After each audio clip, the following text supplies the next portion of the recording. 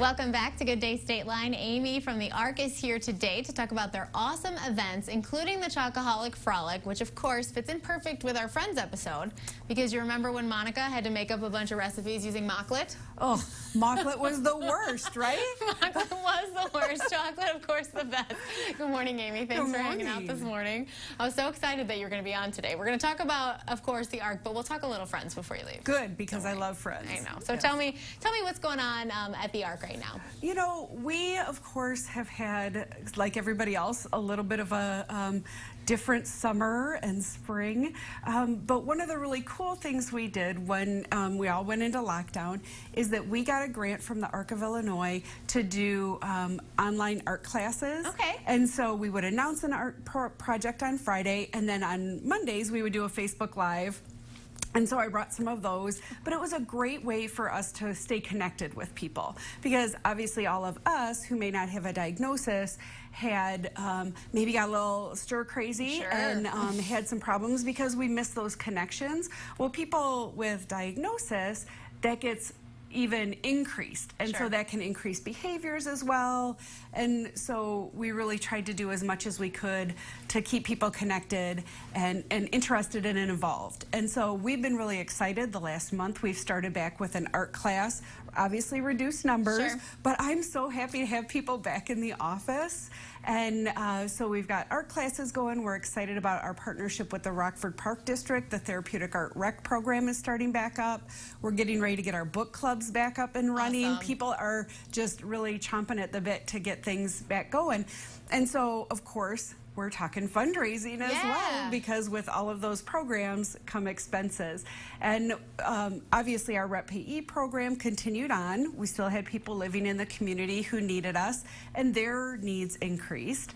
And then our guardianship program continued on because people continued to age. Sure. And those things needed to happen. So it was actually interesting that we were busier than we were before because of the increased needs that were out there. Right. So, and that's where the fundraising comes in.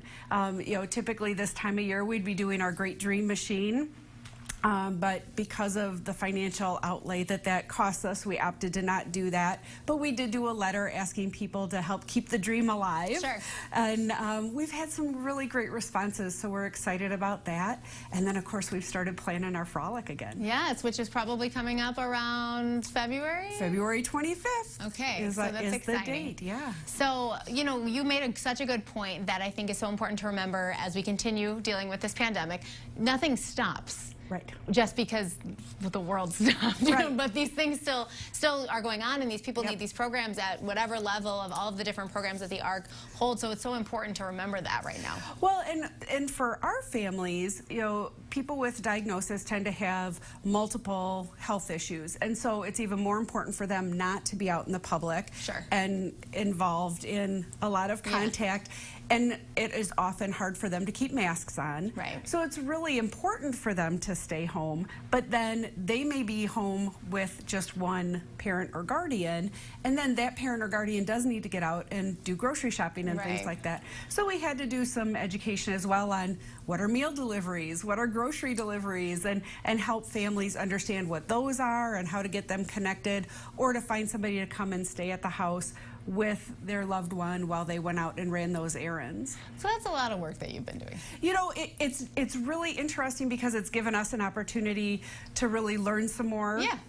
About programs and things that are available in our community as well. Yeah. That you know, maybe we weren't even 100% sure on. Right. But we're learning a lot this year. We're learning a lot, and some of it was if we were out and we saw hand sanitizer, we'd buy extra hand sanitizer because we knew our families needed that. Or you know, back when toilet paper was the thing that you know everybody was going after, if we could find some of that, we'd scarf up a little bit. So the Chocoholic Frolic, how many details do you have for us yet? Just the date? Well, I can tell you that we are really excited. We are making some changes. That's a good detail. We're very excited. Obviously for this year, it's going to look different. Right. It's absolutely going to look different. But what I can tell you is it's going to be all the chocolate. Yes, which is the most important part. It's going to be all the chocolate. It's just going to look a little bit different. But it will be February 25th. Okay.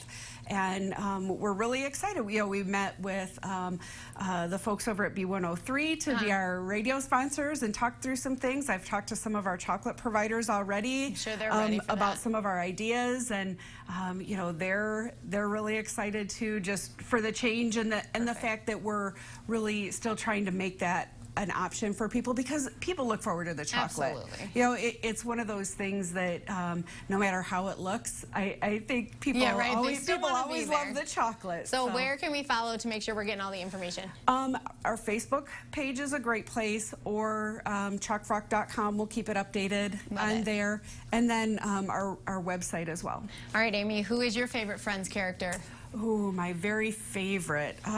You know, I like Phoebe, but She's got a lot of votes. but I kind of like Ross. Okay. And I know that's sort of weird. Dark horse right there, Amy.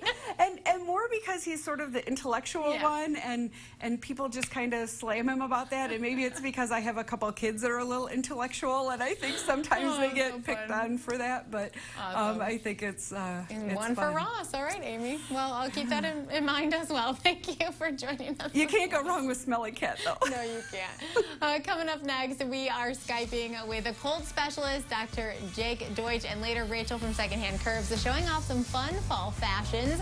Speaking of fall, this morning we're kicking off something very fun here on GDS.